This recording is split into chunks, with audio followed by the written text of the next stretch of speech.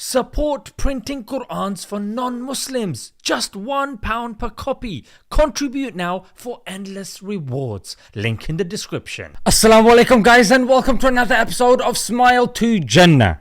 If you are living in non-Asian countries, ABCDE, you are probably following the football that's going on. Yes, you got the Copa happening in the US, but I'm talking more specifically about the Euros. And yes, the final will be this Sunday between Spain and England. But what was the topic of discussion was the victory of Spain over France. And more specifically, this young man, a 16-year-old called Lamine Yamal. Now this kid is the youngest in the history of the Euros to make an appearance, and not only make an appearance, but score a goal as well. And I'm sure you've seen his goal again and again and again. But what's interesting are the small subtleties surrounding Lamine Yamal. Let me enlighten you with some of them. Firstly, his name. His name derives from Lamine Yamal, Amin Jamal. Those are the Arabic origins of his name. So Amin means the honest one, and Jamal means beauty. So the honest, beautiful one. So there are and have been talks like, is he a Muslim? Well, his father is Moroccan, goes by the name of Munir, and his grandmother, Lamine Yamal's grandmother, is called Fatima, and as you can see, and she is adorning the hijab. The mother's side, there's not that much talk about the mother's side. From what I've seen online, it's the father's side that is Muslim. And from this image that you can see, Amin is lifting his hands, and this is unique to Islam, where we make supplication when we are conversing with God and asking Him to assist us. We're praising Him, we're thanking Him. We don't need any middleman to converse with God. We can literally raise our hands if we're at work, if we're on the pitch, if we're in the middle of a boxing ring, wherever we can converse with our Creator. So I haven't clearly heard him talking about his faith, or his parents talking about his faith or whatnot. This is pretty much all I could see, and it does provide a very good case for him being a Muslim. Can we say this for certain? Who knows? Just like we can't say the opposite. But nevertheless, he is definitely a young man that has really caught a lot of people's attention. People are using the word miracle, amazing, fantastic, stupendous, whatever it may be.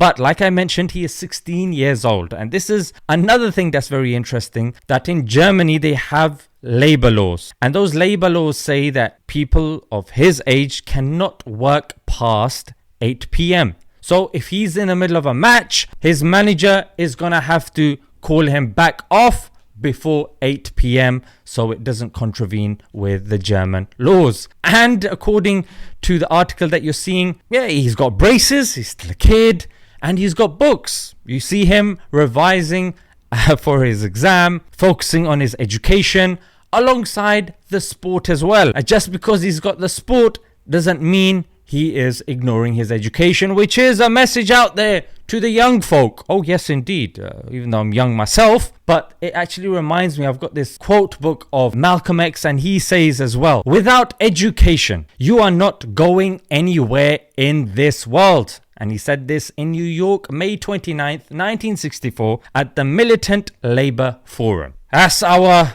brother Malcolm X giving us some wisdom, mate. Yeah, no matter where you are, in this day and age, education is so important. And I don't just mean education that you get from the official means. Oh no, you're gonna have to use your spare time to find books.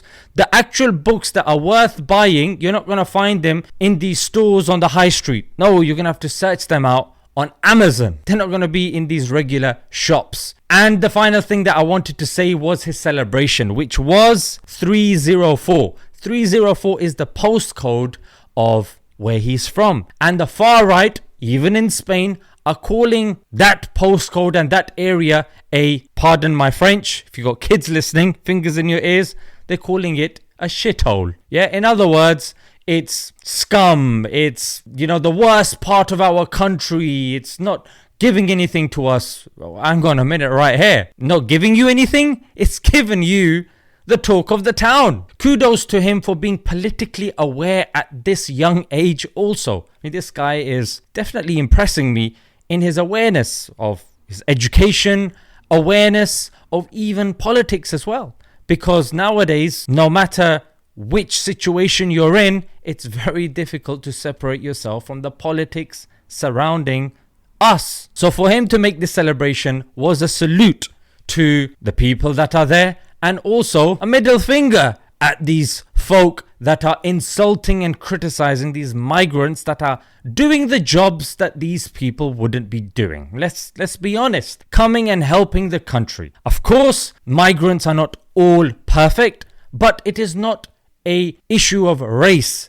It is an issue of class. It's always been like that. You go to rundown areas of white people and you will see them causing problems. You go to the same rundown areas of black people will be causing issues. Same with the brown people will be causing issues. It's to do with class, not race. Just because you're a certain race doesn't mean that there will be a certain proclivity to a crime. That's absurd. So kudos to him for being aware of this, and this is a good example for those of you guys that are watching to also take a leaf from his book. Indeed, some people are saying that when he was a baby, there was a picture of him. He did a commercial with Messi. You see him in a tunnel with a Real Madrid player. He's popping up in a lot of different places. Some people are even saying he's an industry plant. To be honest, just because a person is Muslim, like they said with the Pfizer vaccine, oh, the guy that made it is a Muslim. Honestly, I wouldn't be surprised if they're cover stories. On the face of it, mashallah, fantastic, brilliant. But of course, just because a person is outwardly a Muslim, like they said about Obama, oh, his father's a Muslim. Oh, so it excuses him from being the president that's bombed the most African countries? Well, Obama was a piece of shit. Like Obama was a mess as well. So just because his father's a Muslim doesn't excuse the crimes. So yeah, kudos to this guy, and we hope that he doesn't lose grip of the rope of Allah. He continues doing good for his society and his people. So all we can do is pray for him. Let's leave it there, guys. Until next time, Assalamu alaikum.